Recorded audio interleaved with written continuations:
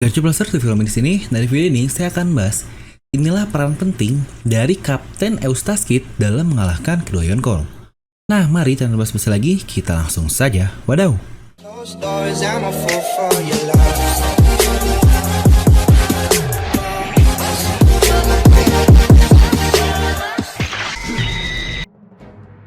Nah, seperti biasa, sebelum lanjut ke video ini, jangan lupa untuk subscribe dan juga nyalakan bel notifikasinya ya, agar video dari film ini langsung muncul di HP kalian.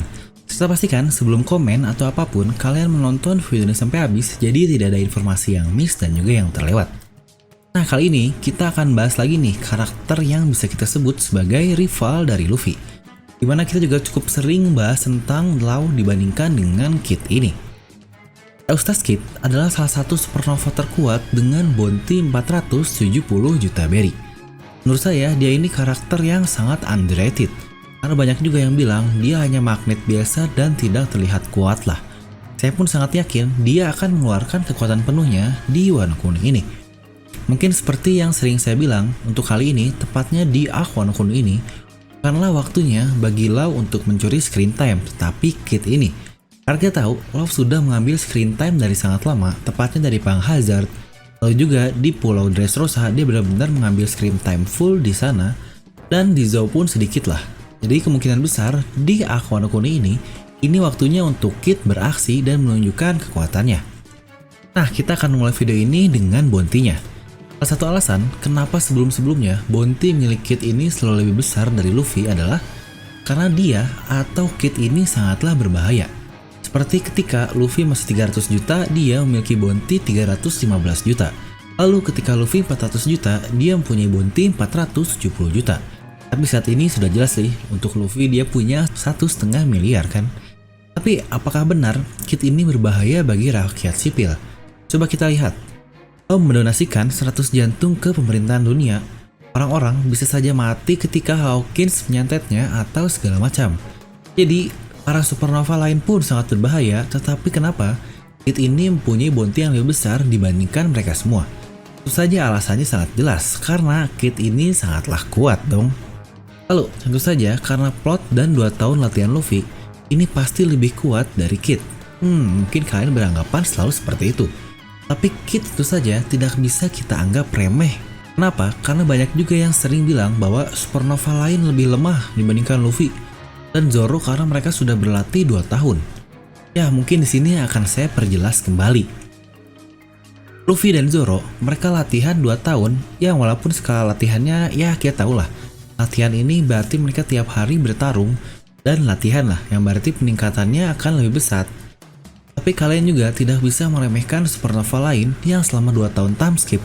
Mereka langsung terjun ke New World, langsung bertarung dengan orang-orang di New World, dan lebih tahu medan New World ini dibandingkan dengan yang 2 tahun latihan, yaitu Luffy dan juga Zoro. Tapi tentu saja mereka tidak bertarung setiap hari, yang berbeda dengan Luffy Zoro yang latihan lah, jadi waktu untuk latihannya lebih efektif. Tapi untuk orang yang 2 tahun time skip langsung ke New World, mungkin dapat kita katakan, ya mungkin bisa dari 1 bulan dia mungkin hanya bertarung ya berapa minggu lah, karena sisanya mungkin banyak bersantai di suatu pulau. Dan perbedaannya terdapat di situ, tapi kita pun tidak bisa meremehkan para supernova yang lain. Ya, contoh pun terlihat ketika Zoro melawan Kamazau alias Killer kan. Di situ Zoro sendiri yang benar-benar berkata bahwa Kamazau ini sangat-sangat kuat. Yang berarti, ya memang seperti itulah kekuatan di antara mereka ini tidak terlihat begitu jauh. Walaupun tentu saja plot untuk karakter utama akan lebih besar dan pasti kalian akan bilang, iyalah ini lebih kuat orang karakter utama, itu sebenarnya sesuatu yang subjektif yang selalu saya katakan. Ya, akhirnya Oda membuat pertarungan tersebut tidak menang sebelah dengan membuat Zoro ini pingsan. Ya, walaupun saya cukup aneh kenapa di anime membuatnya seakan-akan kelaparan ya. Jadi mungkin kurang lebih untuk masalah time skip 2 tahun ini dapat kita katakan secara kasar seperti inilah. Jika kalian melamar pekerjaan dimana kalian ini sudah ahli sekali, ketika kuliah lah kalian mendapatkan nilai bagus, nilai apapun yang bagus, yang berarti ini kalian sudah latihan selama 2 tahun penuh atau mungkin 4 tahun lah jika kuliah. Dan ada juga orang lain yang sudah mempunyai pengalaman kerja, lebih tepatnya pengalaman kerja juga 4 tahun di bidang yang sama dengan kalian. Orang ini atau mungkin HRD atau apalah yang menerima tidak akan serta-merta melihat yang sudah latihan 4 tahun atau yang sudah belajar dengan nilai yang bagus. Tapi pengalaman kerja pun berperan sangat penting ketika kita langsung terjun ke dunia nyata. Mungkin seperti itulah perbandingan di antara para supernova ini. 2 tahun latihan dan 2 tahun langsung berpengalaman di tempatnya, yaitu New World.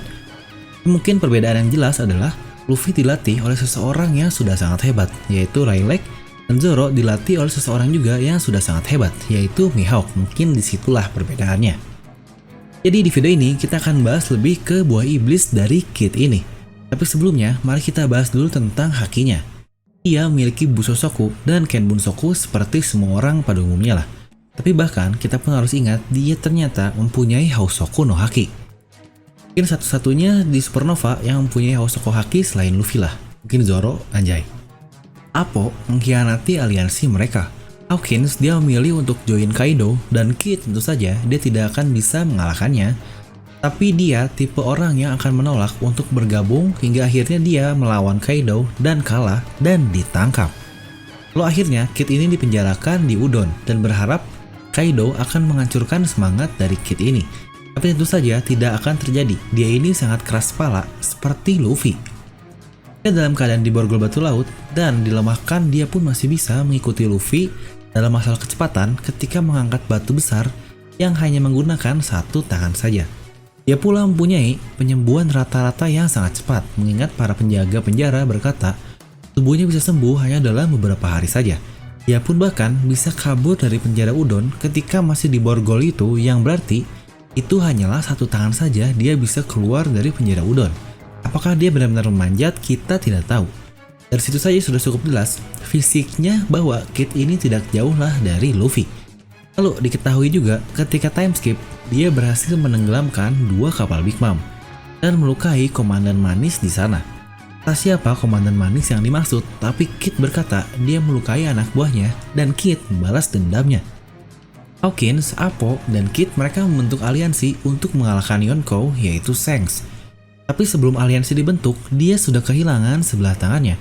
Karena katanya dia bertarung dengan bajak laut Akagami, entah apakah dia langsung melawan Shanks atau oleh anak buah Shanks, kita masih belum tahu.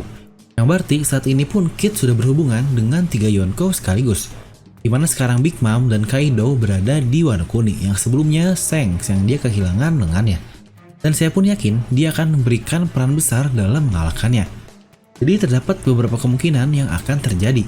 Seperti Luffy, Kid, dan Law, trio Worst Generation ini akan melawan Kaido atau mungkin dengan wakil kaptennya lah, seperti Zoro dan Killer. Itu pun akan ikut membantu, sedangkan sisanya bajak laut topi jerami dan bajak laut yang lain dan supernova yang lain juga mereka akan melawan Big Mom, atau mungkin yang lain lagi lah. Walaupun akan sangat aneh sih karakter sekelas Big Mom tidak dikalahkan oleh top karakter. Walaupun di sini benar-benar saya masih cukup bingung bagaimana cara mengalahkan kedua Yonkou ini. Tapi yang jelas Kid pasti tidak akan mengalahkan mereka sendirian. Tapi saya yakin ada kekuatan khusus miliknya yang dapat melemahkan para Yonkou. Kid memiliki kemampuan untuk mengontrol dan memanipulasi magnetik kan. Kekuatan ini sebenarnya sangat menarik. Ya walaupun sebenarnya seluruh supernova mempunyai buah iblis yang sangat menarik sih. Jadi saya yakin mereka ini direncanakan dengan sangat baik oleh Oda Sensei. Buah iblis Kid ini dapat memantulkan dan menarik objek karena dia memanipulasi arus listrik dari tiap objek yang ada beserta area magnetnya. Dan kita pun tahu setiap benda atau apapun mempunyai area magnet atau mungkin magnetic field lah. Jadi secara tidak langsung, Kid ini dapat mengendalikan apapun. Normalnya seperti itu, dia bisa menerbangkan pulau, mengeluarkan kekuatan seperti Enel, mengontrol darah, seperti Katara dari Avatar lah. Tapi tentu saja di One Piece ini tidak akan ada sesuatu yang se-overpower itu. Lalu, jika masalah magnetis, tidaknya kekuatan Kid ini bisa memberikan efek kepada otak lawannya. Mungkin ini akan berhubungan dengan Housoku, karena dia juga punya kan Housoku ini. Kaido dan Big Mom mempunyai kekuatan yang jelas tidak ada saingannya. Tapi tentu saja semua orang atau apapun pasti punya kelemahan. Big Mom mempunyai kelemahan sendiri, tepatnya di penyakit makanannya atau sindrom makanannya lah, yang kita semua pun tahu ketika di Whole Cake Island. Dan Kaido dia mempunyai kelemahan yang sepertinya dia ini sangat depresi dan berkali-kali ingin melakukan bunuh diri. Kelemahan mereka ada di kesehatan mentalnya. Tidak mau menyinggung siapapun sebenarnya untuk masalah mental ini. Tapi kita pun tahu di dunia nyata ini menjadi salah satu masalah yang cukup berbahaya juga kan. Ya walaupun tidak tahu apakah akan diperlihatkan di dunia One Piece. seperti itu, tapi bisa saja Oda Sensei memberikan kita pelajaran hidup melalui manganya. Jadi menurut saya, peran dari Kid ini dalam pertarungan selain dari brute force-nya atau kemampuan fisiknya, yaitu efek magnetnya ini yang akan mungkin mengubah atau merusak sedikit gelombang otak di tubuh musuhnya. Ya walaupun saat ini kita tidak tahu apa yang akan dia lakukan, karena sebelumnya dia bertarung dengan Apo, tetapi hanya terlihat sepintas saja. Apakah Apo benar-benar sudah kalah, kita masih belum tahu. Menurut saya, lawan yang cocok untuk Kid di Wano Kuni ini, selain lawan utama Yonkou, yaitu Queen lah. Mungkin kurang lebih jika tidak dilawan oleh Sanji.